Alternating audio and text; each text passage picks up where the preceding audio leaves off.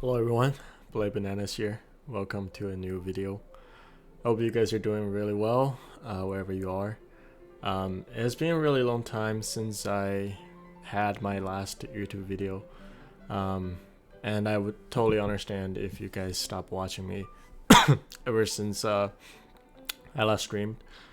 And unfortunately, we're gonna discuss a pretty heavy topic here today. Alright, so here it is. This will probably be the very last video that I'm making that's related to Pokemon Go content. And it came from many reasons, right? It's not just because I don't want to I hate Pokemon Go or anything like that. I still enjoy the game. I still play it every once in a while. I get to the highest rank and then I stop playing for a lot. I don't play the game as actively as I used to. I'm not playing at a competitive level that I used to be playing as well. To me, I wanted to always hit the very high rank, or at least always on the top of the leaderboard before. But now, not so much. So that's why I also didn't feel like I should bring those content to you guys. That's a big reason for me to that I stopped making video in the first place, is that I didn't invest too much into the game anymore. And even on Twitch, you guys probably know me from Twitch, some of you. I didn't stream as often as I used to before. And even I did, I got pretty frustrated with the game every time I did stream. And as time went on, I just streamed less and less. I think a really big reason for that, that I started losing interest in the game was when I noticed that the quality of the game just hasn't really improved for almost 2 years since I played this game, which is a little bit unfortunate. And I know that everyone has been this has been said so many times before, by almost every other content creator. I've said it before as well, that this game has a lot of issues. We had open letters from the community to Niantic, and Niantic said they're going to improve things. And that's actually what they're trying to do, I guess. From their communication, they did say we're going to have an interlude season where they're going to try to fix the game. They're going to try to fix a lot of the bugs that we're facing. And to be frank, I was sick of all the bugs, right? And you guys know I don't believe in algorithm. But I still got pretty frustrated with the overall state of the game. And by that I mean desyncs, where you just pause a lot after every charge move, and then they get a free 2-turn, 3-turn advantage after every charge move. When they swap out, they get a free turn.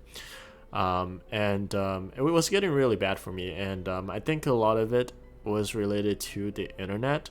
Personally, I don't have the best internet in the world, and I have a lot of issues when I play the game, so I really wasn't having too much fun with all the issues in the game. So I wasn't happy with the city game, and I stopped playing at a competitive level. Also because of that, I realized that I wasn't winning as much. Part of it also was my own issues. Obviously, I didn't really improve too much at the game as I used to. And I don't have as much time as I did before to really invest in the game. I got a new job, and that kind of had an effect, I guess, as well, because I have less time now than before to play the game and to make content, right? Yeah, I totally understand if you guys want to unsubscribe. I do have some suggestions. My best suggestion right now, it would be YasserAleed.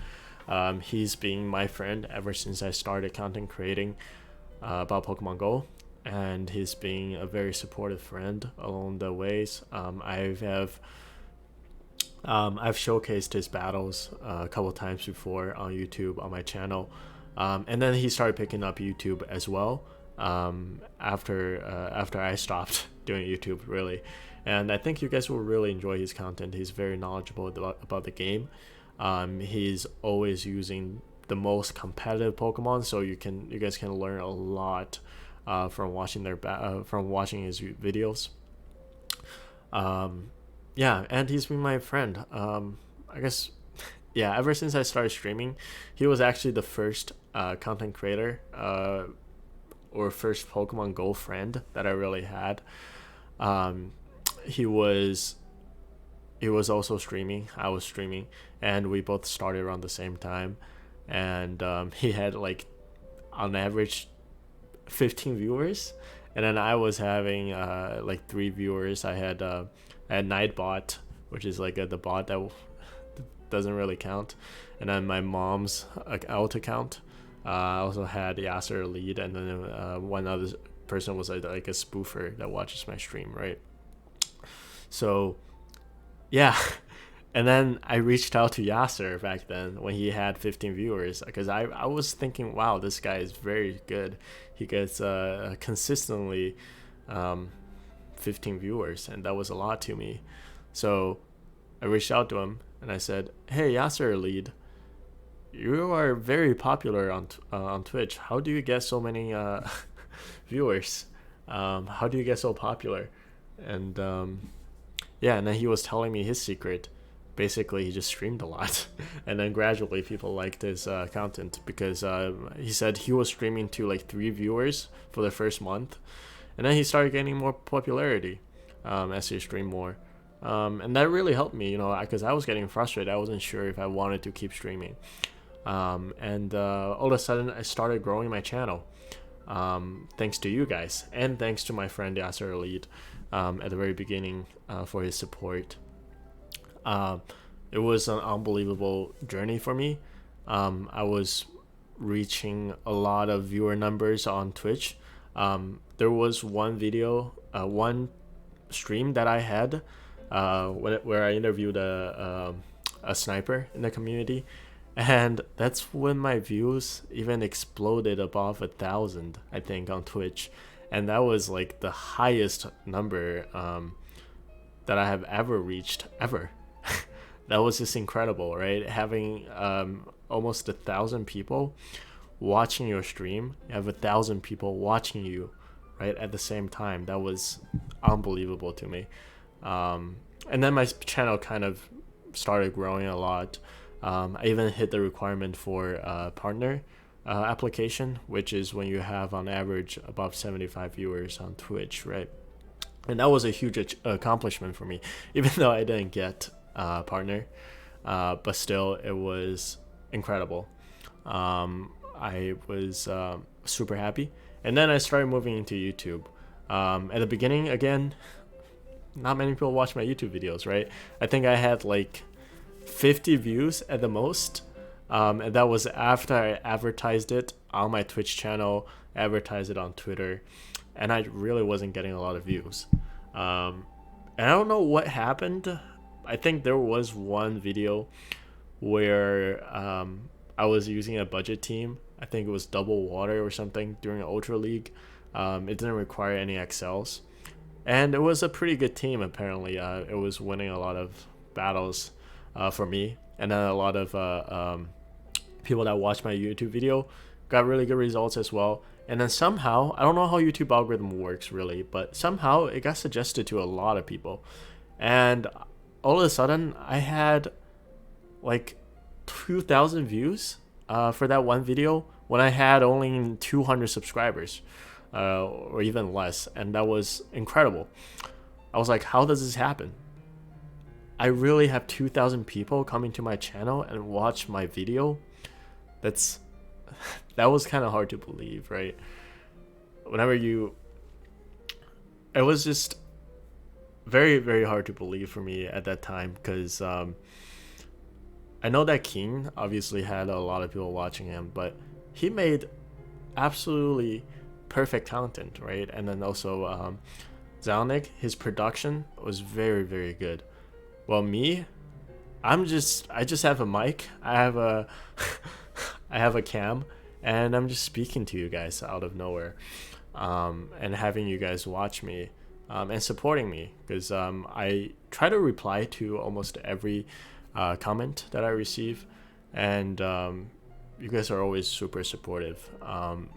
Almost for every video, as long as it's not that controversial video that I made about the algorithm. I'm sure that if you guys have watched me before, you know that I don't believe in algorithm. I work in data science, where we create so-called algorithms to make predictions and then kind of solve business problems. And that's where it really didn't make sense to me. I made a whole video explaining from my side, from a technical perspective, from a business perspective, to explain why I didn't think algorithm exists, because it just doesn't bring any value to Niantic, right? And we know Niantic is greedy and stingy. There's no way for me to believe that they're gonna do something as crazy as creating an algorithm just to keep people at 50% win rate when they could achieve that by just having random matching, right? Because that's the whole argument for having an algorithm, is for everyone to have 50% win rate, and that's exactly what any matchmaking really does. But let's not go too deep into that topic again. It's actually probably still in my list of videos in the past, so if you guys want to watch that and hear my reasonings, definitely check it out. I highly recommend. Yeah, and speaking of that, speaking about my profession, that's actually another reason why I want to stop making YouTube videos, at least about Pokemon Go, is because I want to pivot. Obviously I don't have a lot of time, so my video will be very limited in terms of upload frequencies, but I want to start making videos on career advices.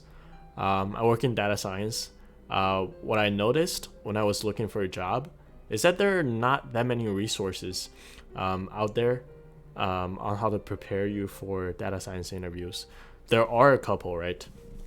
I know I don't remember their names on top of my head, but I was watching some people, and they were pretty good, and they helped me a lot. But I feel like there were still some things that they didn't really touch, that I think could be important for other people who are looking for a profession in data science, because it's still a very popular field, and once you know what's really in it, it's actually not that difficult to find a job. And I think it's a great job. Personally, I love what I do. You create a lot of business values, and it really helps you think about problems in a different way. Yeah, I think it would be great. So that's something that I want to talk about as well. If you guys are interested in that type of content, definitely stay tuned, because I will start making those type of content very soon.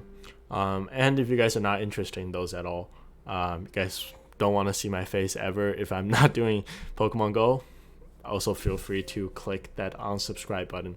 I would totally understand and respect all your decisions, because I would be nothing without you guys, right? I mean, I am here. I am a partner on on YouTube because of you guys, and I wouldn't be here without you guys. So you guys do whatever you want. But yeah, that's what I'm going to do. Yeah, I think this is probably goodbye to a lot of people. I really appreciated all of you guys here. It's not an easy decision for me to make. I know I didn't make any YouTube content for a really long time. Even if I did, it was really just what I streamed on Twitch, and I wasn't really streaming much at all either. So yeah, but I really love this community. Especially I think during the pandemic, I really didn't have many friends, and this community was everything to me because I was working from home. I I don't go to office. I live in the middle of nowhere. I didn't grow up here, where I live currently, because I used to go to school in New York, and then I moved down here to Atlanta, and I really don't know anyone here, and this community was all I had, and I absolutely loved it. I met a lot of my friends here. Some of them they're still great friends to me, and they're active in my um, Discord channel. I will link my Discord channel down below. Definitely feel free to join. Um, Feel free to join my Discord server. We have a lot of fun discussions, and sometimes I might streaming there. You guys just see that third shield on the screen. I think that was season 10, beginning of season 10.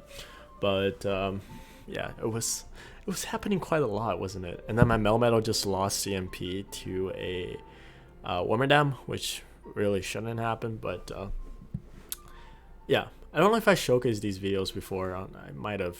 It was probably in one of my videos before. Well, I'm sorry if you guys are watching the same battles that I've done before, but I really don't have many footage, and I don't want to let you guys just stare into my face and hear me talk about random things. But yeah, I'm very excited that I'll start making other type of content. I think will be pretty interesting if you guys are interested in a data science job. Personally, I think anyone can pivot into a data science career if you want to. There's so many resources out there. There are really great resources in terms of getting your hands dirty in that field. But I think a lot of people don't know or what the interviews look like. Because unfortunately, even if you know how to do the job, you also have to convey that information, right, to other people. You have to tell other people that you can do that job. And the only way to really convey that information is through interviews. So that's where I think it would be really fun to tell people what to expect during interviews. What are some of the vices? I have interviewed at many companies before. I know I look young. I am young, so I don't have the most experience, but I could tell you that I know what the very relevant and recent job market looks like, at least in terms of interviews and expectations. And then I can also share some of just small things about data science, about my profession, and it could be like a day in data science job, what it looks like. I'll just record myself, or a week, and I could talk about what I do. I think it would be pretty interesting, and yeah, I think that will be a more long-term project for me compared to Pokemon Go, because unfortunately, I don't think Pokemon Go. I will still be passionate at Pokemon Go 5-10 years from now. But I know for certain that from 5-10 years from now, I will still be in the same type of field. I will still be doing data science stuff, if not maybe towards more engineering. It really depends on how the field evolves. But yeah, I think it will be pretty interesting. Again, I just want to give you guys my most sincere gratitude for being so supportive throughout my career here as a Pokemon Go content creator. I had tons of fun. It was huge for me, but everything has to come to an end. Just like my career here and making YouTube Pokemon Go content. And yeah, I recommend YasserAleed and also Ferrikster. These two are also my teammates, actually, on a faction team. In Pokemon Go, faction, if you guys don't know, it's a Sylph thing where you have a team and then you do battles together, and then you compete together. So it's very fun to do it with your friends, and that was one of the reasons why I was still kind of playing the game, because I really enjoyed all the friends that I met through Pokemon Go. When I was in New York City, I met up with some of my friends, and they're still my friends. They're still going to be my friends for hopefully the rest of my life. They're very chill people.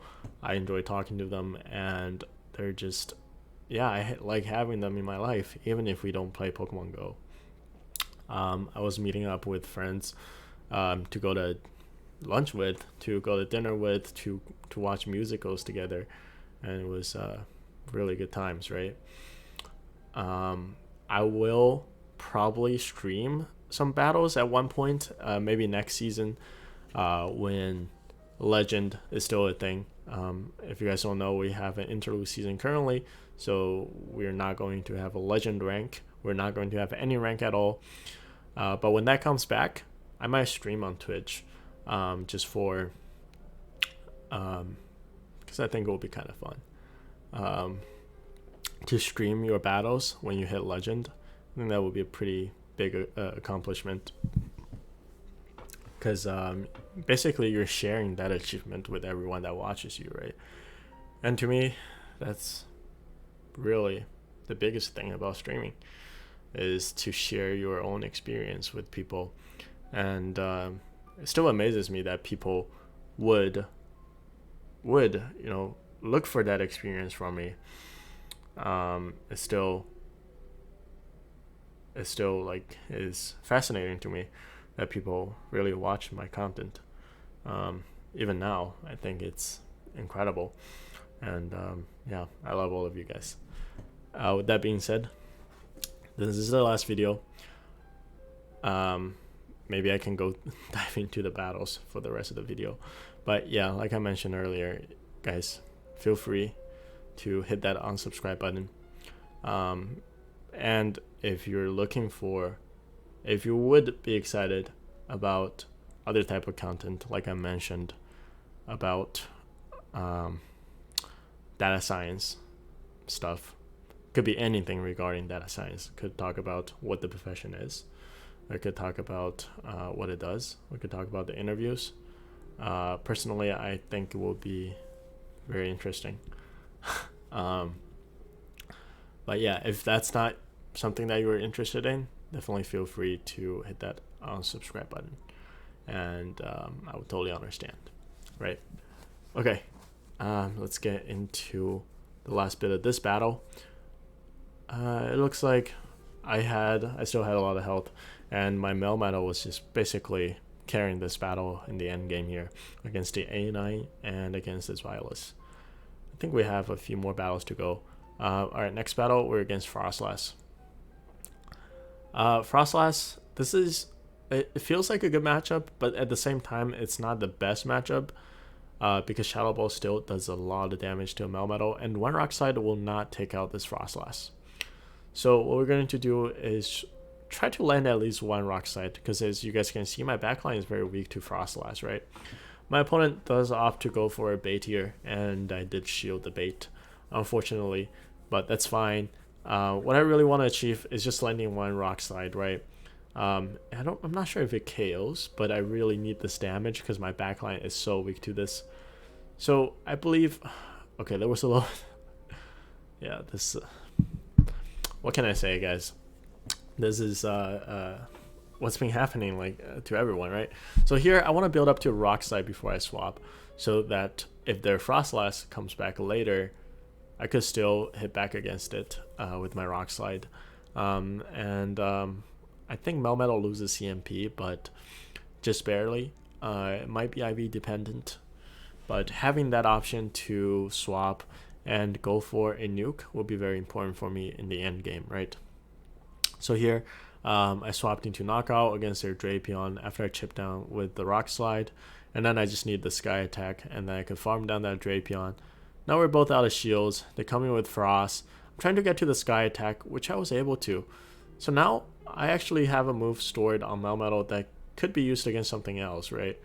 I just swapped out and go for my rock slide because I noticed my timer was up, and I really wanted to get rid of this frost blast, and I was able to. And I have a Pidgeot in the back, so it was game over. Next up, we have Melmetal versus Diggersby. I don't really have counters in the back, but I swapped out immediately, hoping to bait something out that hopefully is weak to Melmetal. And they do have a Wigglytuff. Here, I did 9 Dragon Tails because that's how much it is for the Gunk Shot, and that's what I'm trying to bait to fake my opponent into shielding there. And then my opponent doesn't take the bait. He was betting that I didn't have the Gunk Shot, which he was right. And there was 3 desyncs, so my opponent basically got 3 total charms for free, so I couldn't get the last Aqua Tail off, which kind of sucked. But that's alright. So here I'm trying to farm this Wigglytuff down all the way, and I barely wasn't able to. So now it's looking really terrible. If I got 1 extra Dragon Tail off, this game would have been different. But unfortunately, this is looking pretty grim. I'm trying to get all these superpowers to chip down this Diggersby so that I can put it into 1 sky attack range and then kind of farm this down after 1 sky attack. And I'm basically just hoping that my knockout can sweep whatever they have in the back. And this really all comes down to what they have, right? So they have a Diggersby and a Charm user. What could they have in the back? Let's see. They need another counter to Grass, maybe a Flyer and Fighter. Okay, it's a Frost Blast. That makes sense. I go for the Shadow Ball. Basically, I don't think I could have probably baited, but I think I actually get to the Shadow Ball anyways. My opponent throws a move here. That's perfect. Why did I shield? I don't think that was the right shield. Okay. I know I got to the rock side, and my opponent didn't catch the move. He still had a Wigglytuff in the back. That was actually very close. I'm not sure if I should have shielded that, because I definitely get to the Shadow Ball in the back, right? But I give up my Melmetal here. I go into my knockout. I get rid of the Frost Blast just barely.